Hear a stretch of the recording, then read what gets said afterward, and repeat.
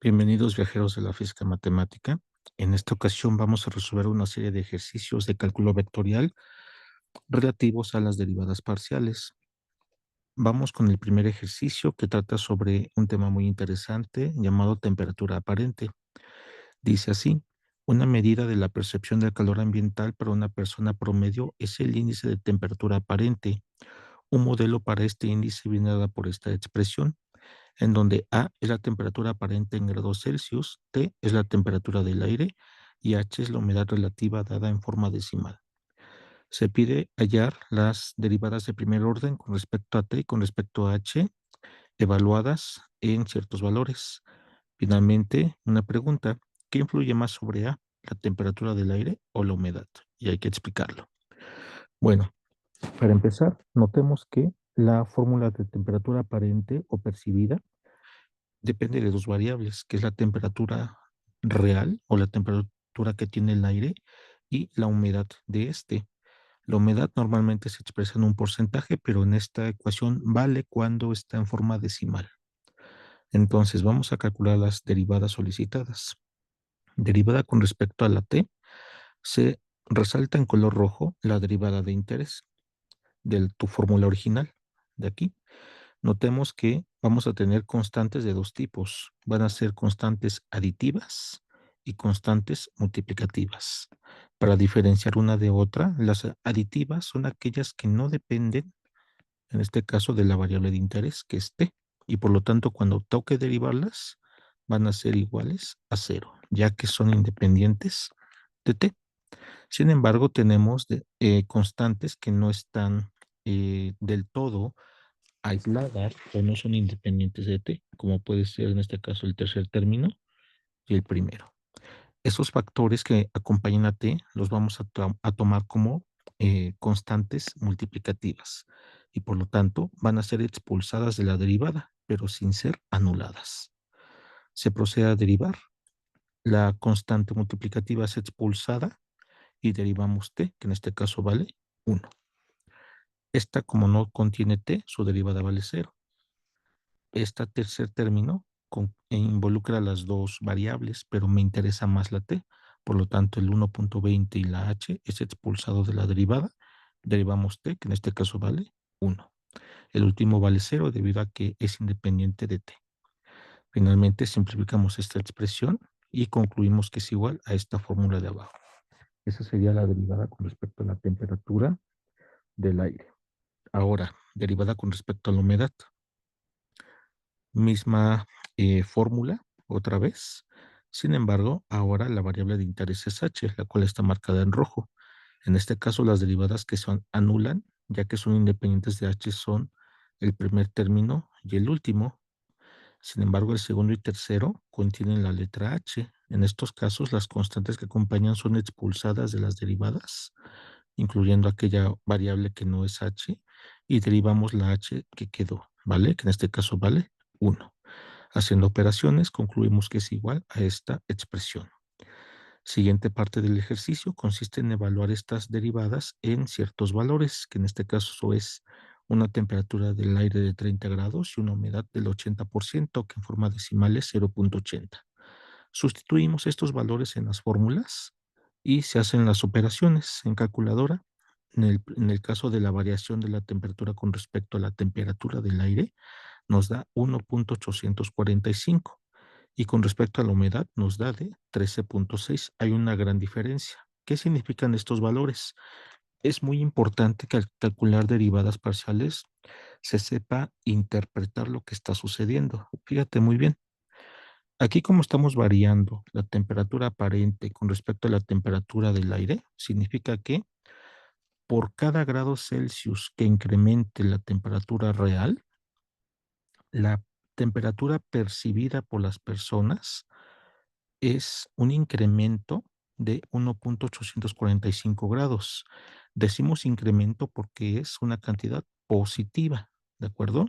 Entonces, nuevamente, por cada grado que incremente T, se percibe un incremento de 1.845 en la aparente. Aquí viene redactado. Y similarmente, vamos con otra derivada. Como depende de H y estamos derivando la A, significa que por cada grado porcentual que incremente la humedad, la temperatura aparente aumenta, debido a que es positivo este valor, en 13.6 grados Celsius. O sea, que si la siguiente temperatura fuera, perdón, la siguiente humedad fuera del 81%, entonces la temperatura que percibiríamos incrementaría en 13.6 grados. Eso es lo que significan estos valores. Claramente, lo que influye más en el incremento de la temperatura aparente es la humedad, debido a que es mayor que la otra derivada. ¿Y por qué?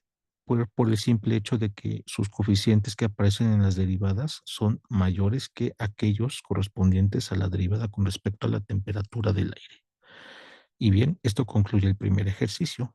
Vamos con el segundo. Dice, el valor de una inversión de 1,000 pesos al 6% de interés compuesto anual viene dada por esta expresión, donde I es la tasa anual de inflación y R es la tasa de impuesto para el inversionista. Vamos a calcular las derivadas parciales de primer orden con respecto a I y con respecto a R evaluadas en estos puntos. Y vamos a determinar si la tasa de impuesto o la tasa de inflación es el mayor factor negativo sobre el crecimiento de la inversión.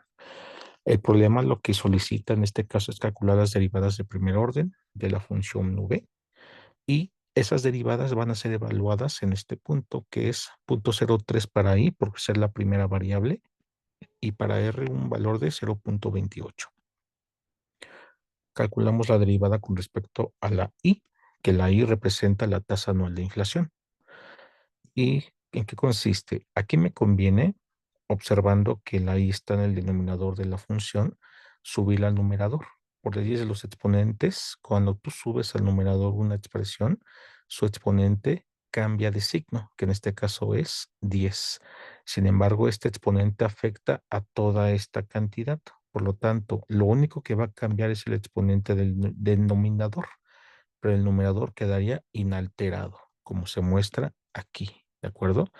Ahora vamos a calcular la derivada. Notamos que tenemos aquí combinadas la R y la I a través de una multiplicación. Por lo tanto, todo este factor que multiplica es expulsado de la derivada como una constante, como se muestra aquí, y se procede a derivar la potencia de I.